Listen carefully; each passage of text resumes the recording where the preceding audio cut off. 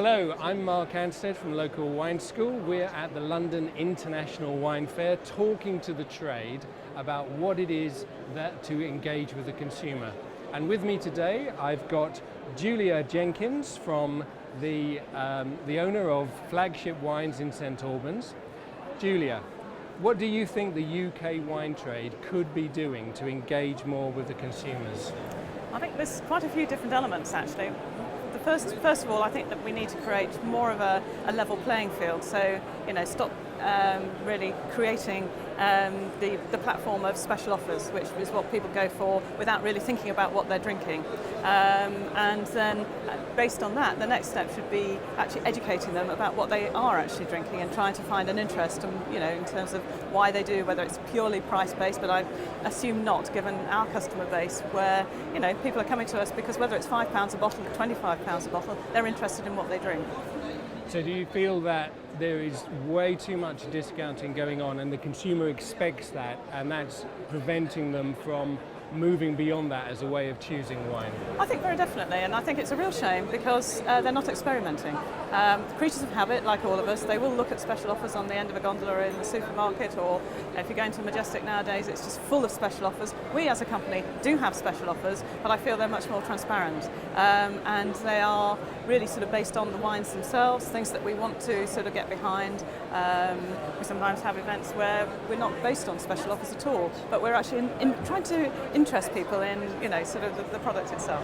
So help me understand, what makes an offer more transparent? What can you do to make it more transparent? I feel just stop the sort of multiples, sort of with the buy to sort of say 50% or whatever. I think just sort of have a look at your specific pricing and then make each bottle actually great value for money. Okay. So what else do you do as a business for your specific business to help educate and engage consumers? Right. We do an awful lot of tastings because we don't actually carry and list any of the big brands that you find in many other sort of wine shops. But we have a lot of products within our 600 plus range of wines that are of similar style, similar character, quality, and I think better value because we're not actually sort of having to carry the marketing sort of price as well.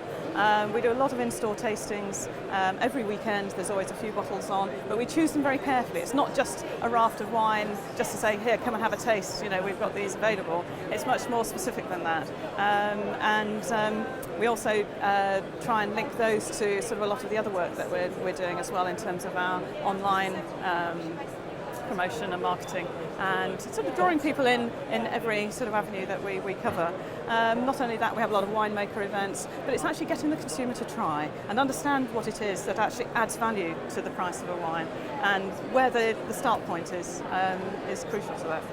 So you would have a lot of people come to these tastings in your store? Yes, we do. How many people? Well, for example, we had a winemaker from South Africa in, actually coincidentally on Friday, and between the hours of 6 and 7:30 we had over 30 people through the door just to come, taste and buy.